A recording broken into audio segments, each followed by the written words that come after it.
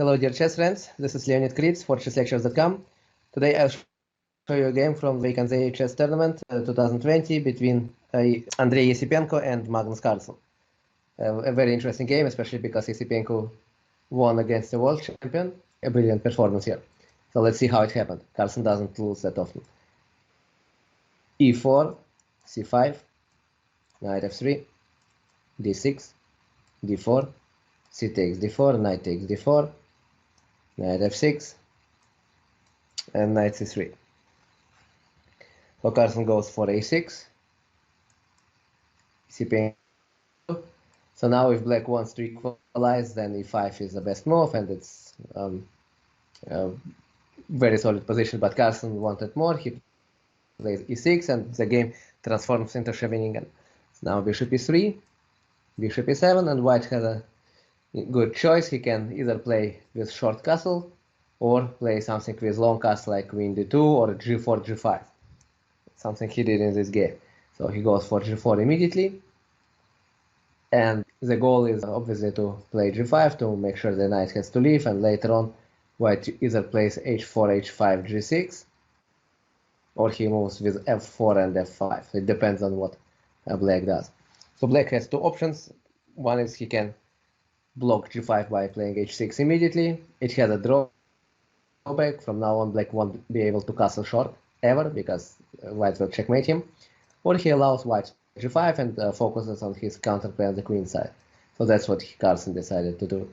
Plays b5, g5, knight fd7.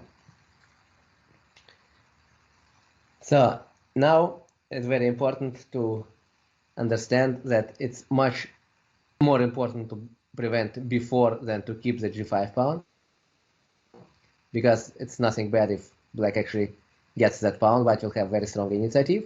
So white plays a3, protecting against b4, but giving up on g5.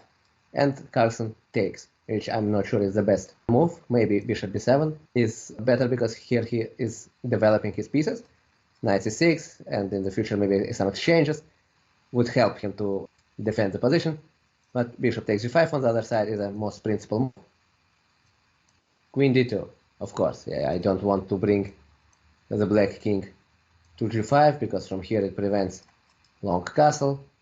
It controls the g file, it controls all the dark squares. And I also obviously don't want to play f4 because of bishop h4 check. So queen d2, bishop takes e3, queen takes e3.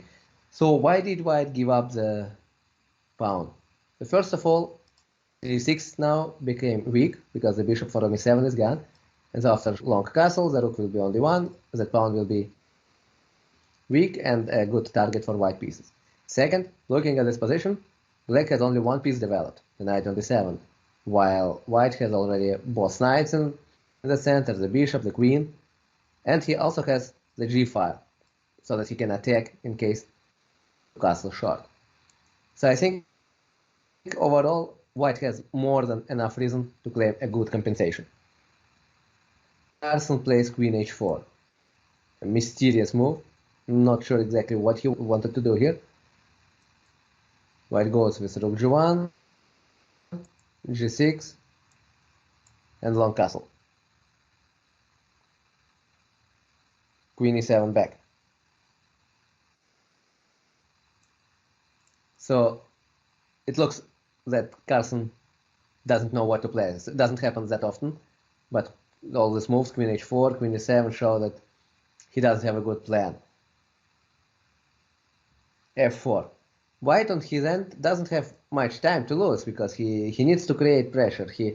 He's down a pawn after all, so it is him who has to play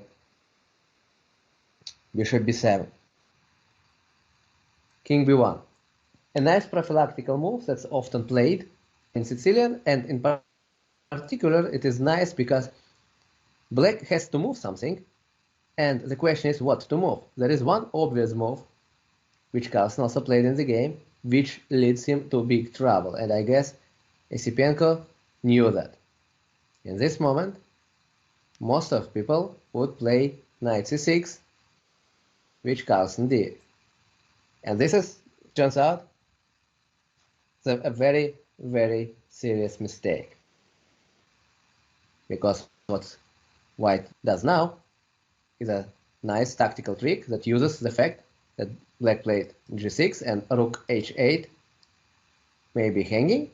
He takes on b5 with a knight. Black has to take a takes b5.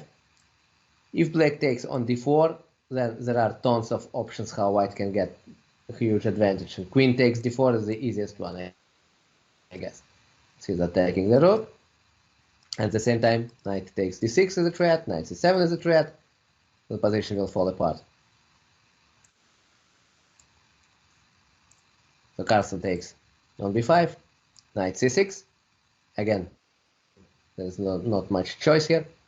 He has to take on c6. If he plays queen f6, then there are, again, two possibilities. One is just to play e5, and another one is to take on d6. In both cases, white is winning. So knight c6, bishop c6, and queen c3. Nice double attack, then bishop on c6 hangs, and the rook also hangs. Black has, again, no choice. He has to castle short, c6. So white does not have an extra pawn at this moment. Both players have 6 pawns, but the problem for black comes because of the weakness of the d6 pawn. He does not have enough time to create a dangerous attack. In the next move, white will take on d6, and his position will be won. So black decides at least to create some sort of counterplay. He plays d5. What would happen if he had played b4? Well, most likely white will take on d6. Queen and knight hang. Taking on d6 loses because after rook takes, now the knight hangs, and then white will take on b4. So something like queen f6, maybe. I don't know if queen d7 works, but I think that this is needed. I think that e5, queen takes f4, and queen d7 now is good enough. This position should be clearly won for white. Unless there is really something crazy here going on. But I cannot see it. After b takes a3, there is queen d4. It's very solid. White can bring the bishop to c4 and b3 later on.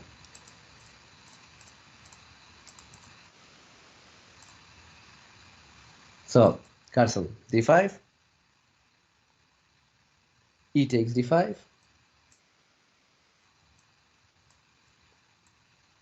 Rook fc8. d6. Queen d8. Queen takes b5. I am not sure about taking the pawns, but obviously the position is won even after that, but maybe queen e4 would be somewhat stronger, controlling the square before.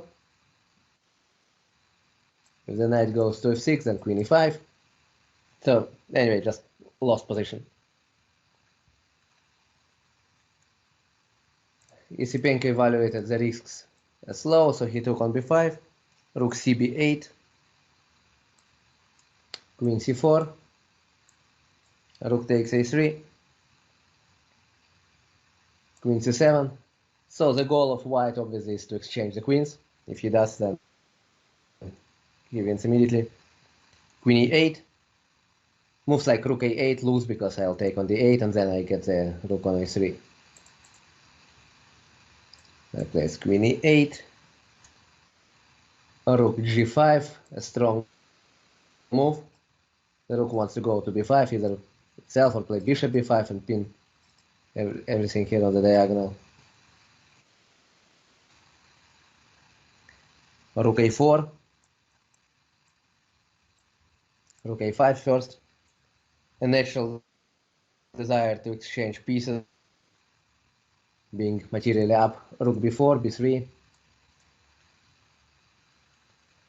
Rook 4, b7. Queen c3, queen d8.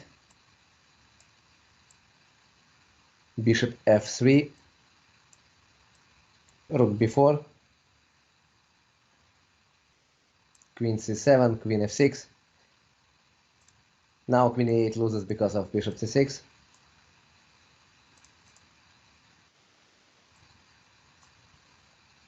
But now white finds the best resource. Black is threatening to take on b3. There are many ways how you can defend against it, but the simplest one is to exchange one pair of rooks, after which black has absolutely no attack anymore and the position becomes trivial. So rook takes a8, bishop takes a8. Completely lost for black. Queen f5. King b2. Rook b5.